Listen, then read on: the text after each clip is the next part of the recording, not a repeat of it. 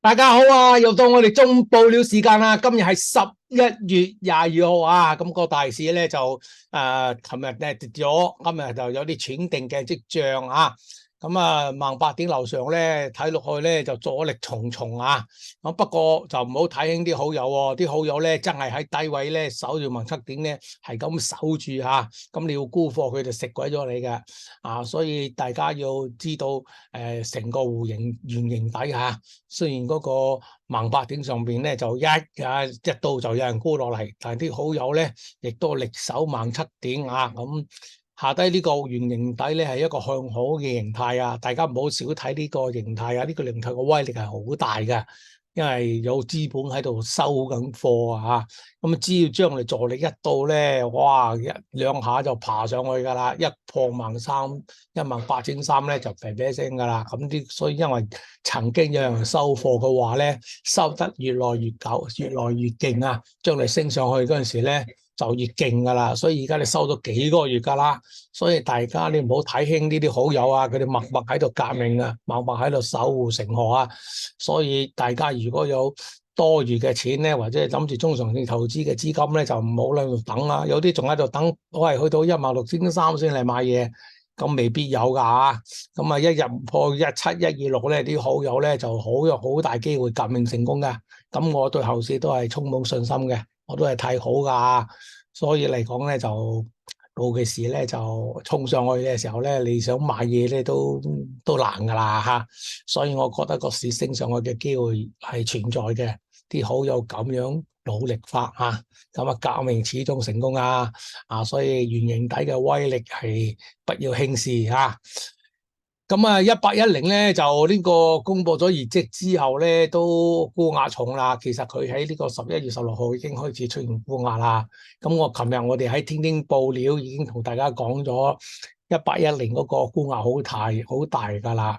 咁就即係同大家建議咧，即係買 put 咧要少博大啦。咁啊，琴日咧15個半嘅 put咧，琴日最低啊做2毫子嘅咋。哇！今朝早最高做8毫2啊！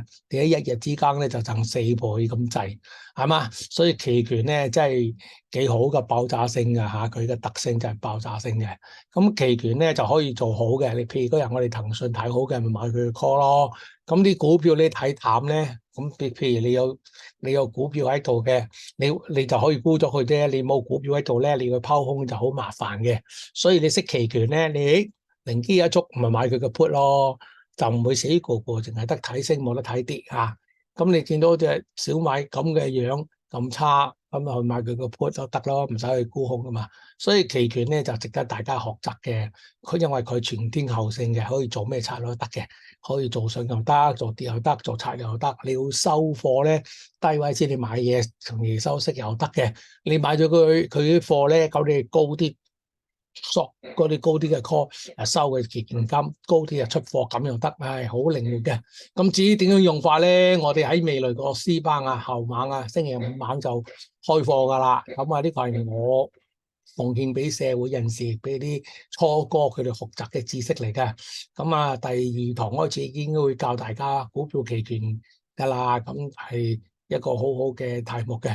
咁我哋嘅 C 班雖然係幾嚿水啫，但係我唔會話因為幾嚿水就講啲渣嘢俾大家嚇。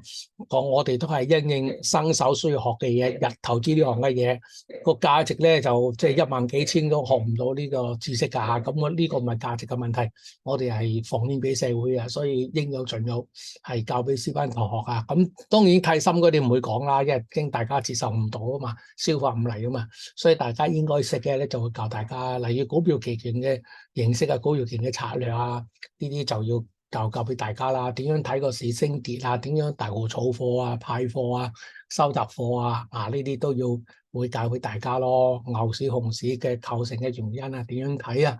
咁亦都會教俾大家啦。起碼大家認識個市場，你去炒作咧，就反而冇有怕咯。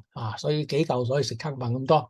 咁你嚟上呢個堂咧，包括你上完之後咧，你覺得好抵㗎。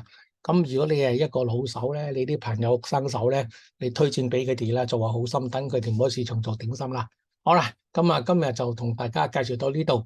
咁大家睇下實低嗰個免責聲明啊嚇。咁我哋今日所講一切只係同大家分享嘅啫，就唔係投資建議嚟嘅。所以大家咧所有嘅投資工作咧，如果參考我哋嘅資料咧，你自己包知包結啦，我哋唔負責你任何嘅虧損嚇。